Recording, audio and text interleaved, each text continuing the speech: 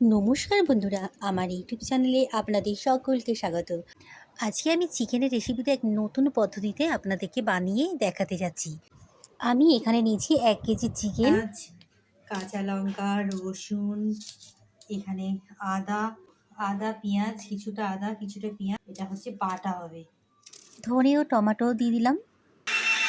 খুব সুন্দর বাটা হয়ে গেছে। গরম তেলে দিয়ে দিয়েছি গোটা জিরে, ধনে, তেজপাতা, রসুন দিয়ে একটা শুকনো লঙ্কা দিয়ে চিকেনটা তুলে দিলাম। আরও দিয়ে দিলাম এখানে ২-৩টে গোটা রসুন, পেঁয়াজ কুচি আর কাঁচা লঙ্কা, একটু আদা ছোট, ছোট করে কেটে নিয়েছি। এইভাবে কেটে দিলে দারুণ একটা টেস্ট পাওয়া যায়, ফ্লেভার আসে।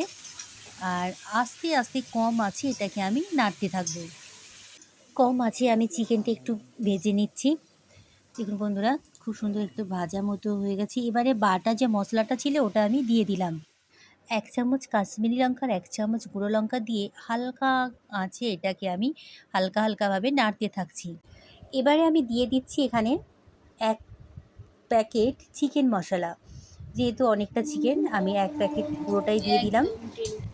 আর দিয়ে দিচ্ছি একটু এলাইচি, লবঙ্গ, দারচিনি দিয়ে এটাকে আবারও ৫ থেকে ৭ মিনিট ছাড়া, ছাড়া কম আঁচে এটাকে আমি নাড়তে থাকবো। এবারে আমি কিন্তু দিয়ে দিচ্ছি নুনটা। আমি কিন্তু প্রথম থেকে রেসিপিতেই কোনো নুন ব্যবহার করিনি। এবারে আমি স্বাদ অনুযায়ী ২ থেকে ৩ চামচ এতে নুন লেগে গেল। নুন দিয়ে দিলাম।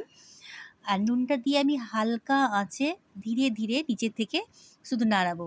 ওপরটা নাড়াবার কোনো প্রয়োজন নেই। শুধু নিচে কড়াটা একটু এভাবে নাড়াতে হবে যাতে নিচনে বসে না যায় এবং জ্বলে না যায়। তবে বারে, বারে নাড়াবার কোনো প্রয়োজন নেই। এটা ৫ থেকে ৭ মিনিট ছাড়া, ছাড়া আমি এটাকে নাড়তে থাকবো। দেখুন বন্ধুরা কি সুন্দর চিকেনটা নরম হয়ে গেছে।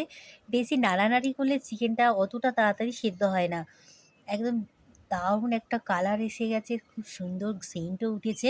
এই চিকেনে কিন্তু আমি আর কোনো জল ব্যবহার করলাম না। তবে কম আঁচে ধীরে, ধীরে মাঝে, মাঝে একটু নাড়িয়ে দিতে হয়। একদম রেডি আজকের চিকেন। ওপর থেকে ধনেপাতা দিয়ে দিলাম।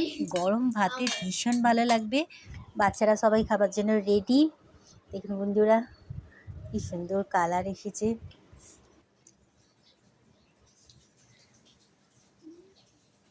দারুণ